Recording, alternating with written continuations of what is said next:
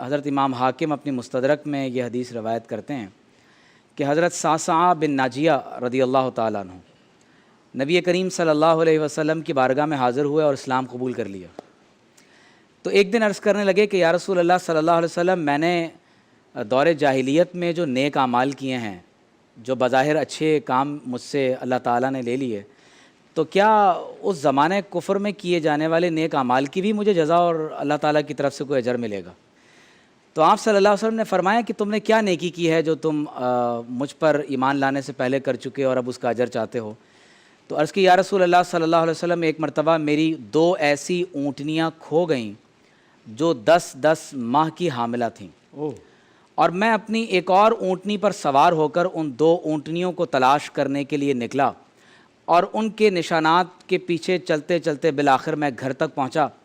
میں نے دروازے پر دستک دی تو معلوم یہ ہوا کہ میری اونٹنیاں چرتے چرتے اس شخص کے علاقے میں آ گئیں، اور یہ دونوں اونٹنیاں اس شخص کے پاس ہیں۔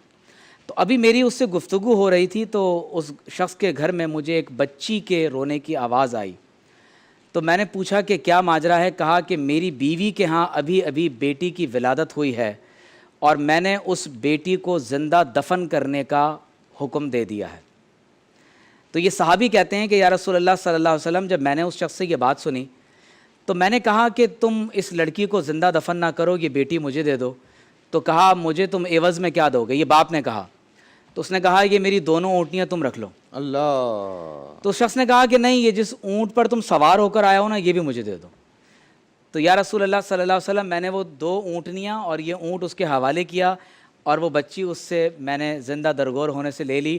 اور اس کے بعد پھر میرا مکہ میں یہ معمول بن گیا کہ جہاں کہیں کوئی بیٹی کی ولادت ہوتی تو میں اس شخص سے اونٹ دے کر وہ بیٹی زندہ واپس لے لیا کرتا تھا۔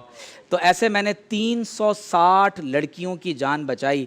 تو یا رسول اللہ صلی اللہ علیہ وسلم، کیا اللہ تعالیٰ مجھے اس کی جزا دے گا؟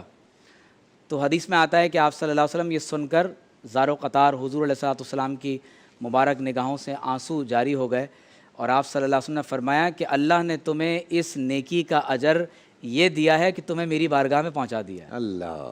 تو لہٰذا کوئی بھی عمل چاہے وہ غیر مسلم ہی کرتا ہو، اللہ تعالیٰ دنیا میں اس کا اجر اس کو ضرور دے دیتا ہے، چاہے وہ عمر میں برکت کے باعث ہو، کسی مقام پر جان بچانے کے باعث ہو جائے، اور کبھی ایسا ہوتا ہے کہ اللہ تعالیٰ کسی نیکی کی برکت سے انسان کو ایمان کی دولت بھی نصیب کر دیتا ہے۔